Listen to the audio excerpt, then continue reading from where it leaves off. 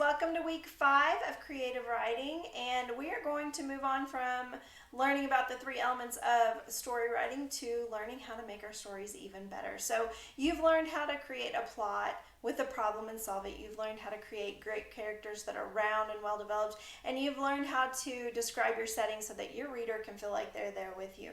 So now we're going to learn how to enhance that writing and make it more interesting for your writers. But I hope y'all are staying warm this week. It is very cold here. It is going to be a minus 18 at some point tomorrow, which is insane to me. And happy Valentine's Day. I love you guys. I'm having so much fun reading your stories and getting to know you. And I love doing this with you guys. So let's get started. All right, so we're going to start talking about literary devices, and there are a lot of literary devices, but this week we're going to talk about 2. And first of all, let's talk about what a literary device is. A literary device is something that a writer uses to enhance their writing or make it more interesting so that the reader can understand or feel what the characters are feeling or feel like they're there with them. It just helps the reader get more into the story. So the first literary device we're going to talk about is a simile. A simile compares 2 things using the words like or as. So I could say, her smile is pretty. And that's fine, that sounds good, but it's kind of boring. You can make it more interesting. You can picture a girl who just kind of smiles and she's got a pretty smile.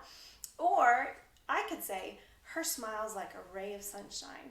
Now you get the idea that her smile is bright and it brightens up the room and people notice it. So it makes a huge difference. Or I could say, her smile is as bright as a ray of sunshine. That's a simile too, using like or as. So I compared smile to sunshine, and that is a simile. So a metaphor is basically the same thing, except for you don't use the words like or as. You compare 2 things without using the words like or as. So I might say today, the outdoors, stepping outdoors is walking into an icebox.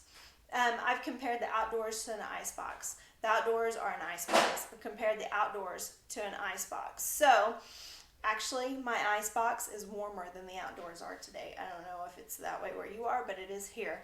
So I've compared 2 things, icebox and outdoors, without using the words like or as. Now, a metaphor, the great thing about it is you can use it in a sentence to compare 2 things, or you can use it in your whole story. Your story can be a metaphor for something, comparing something to something else.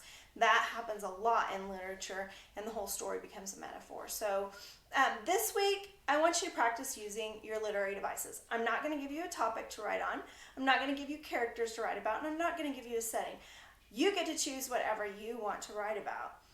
But I want you to include 1 simile and 1 metaphor. I'm going to be looking for those. So I know some of y'all are having a hard time figuring out what you want to write on. So I'm going to have a second video to talk about how to choose a story to write and give you some tips on how to figure out a story you can write. It's sometimes difficult, I know, but we can get through it. So make sure you watch both videos so you can come up with ideas for your story if you need help. If you don't, then I would still suggest watching it. But if you don't need help, then that's fine. Just write what you have in your head. So I look forward to seeing you in the next video.